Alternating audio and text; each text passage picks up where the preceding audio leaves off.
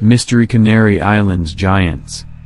Out to sea beyond Africa's northwestern coast, the Canary Islands are for many sailors the last stop before they push out across the Atlantic.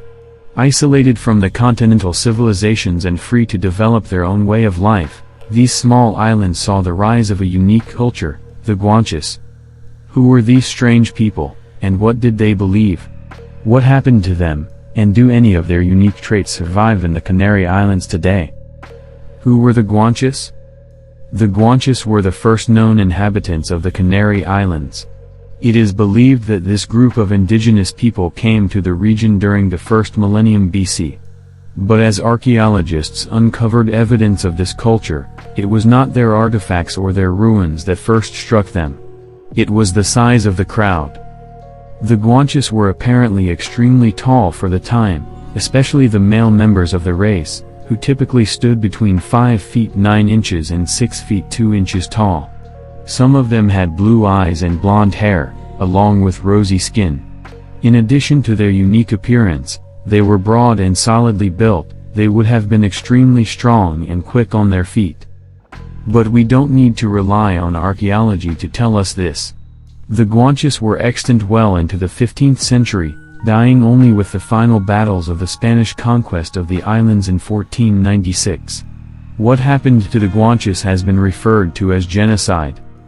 You saw it coming. These tall, aloof islanders of the Atlantic are another contender for Atlantis, although as with all such speculation, this is largely guesswork based on a few similarities.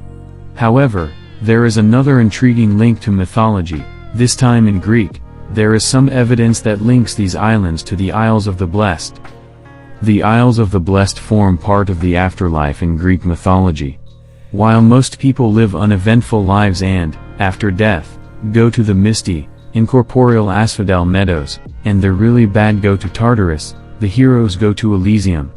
Those who reach Elysium are granted another life, but if you reach Elysium 3 times, you are sent to the Isles of the Blessed for all eternity.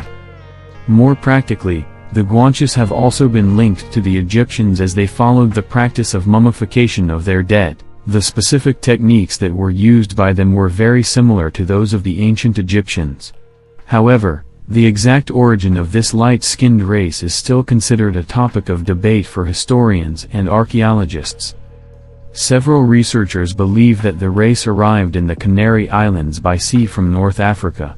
It is thought that the race shared a close relationship with the Berner tribes, who had occupied mainland North Africa for tens and hundreds of years.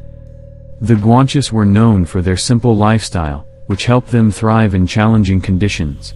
They led a semi-nomadic lifestyle and would typically live in the cave houses that they had carved into mountains. The Spanish conquest and the genocide of the Guanches. We have no records that survive from the Guanches themselves, apart from what can be found in the arid soils of the Canaries. All testimony to these people, inhabitants of the Fortunate Isles, comes from outside observers, and there is precious little to go on. The Roman Pliny the Elder and the Greek Strabo both mention the islands but give little detail as to the society on them, not even mentioning how many people there were.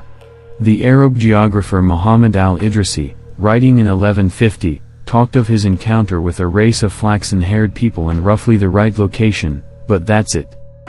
However, their peaceful life was disturbed in 1402 with the arrival of the Spanish. Over the next century, the members of the race fought very hard against the foreign invaders to protect their land.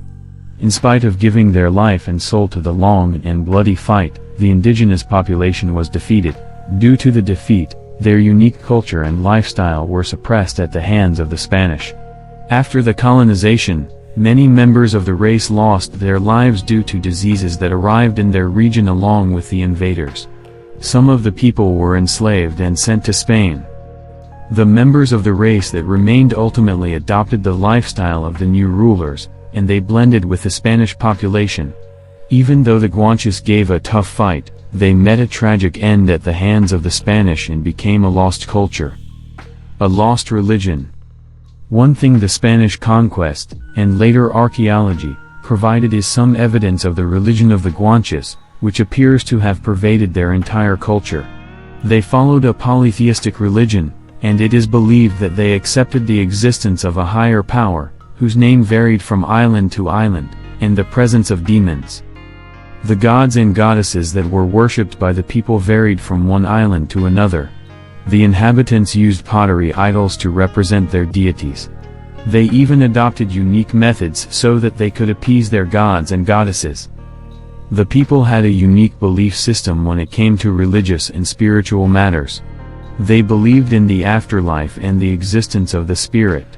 They had a sophisticated concept of the underworld, including their own versions of heaven and hell.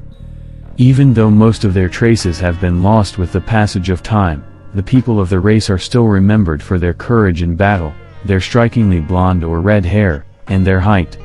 The end of the race is one of the most tragic events in the history of mankind. Although the indigenous population played an instrumental role in shaping the history of the Canary Islands, it met a sad fate due to the Spanish invasion. However, they have not been forgotten, and this strange extinct race of Atlantean giants lives on in the DNA of the Spanish and their neighbors, the Berbers of North Africa.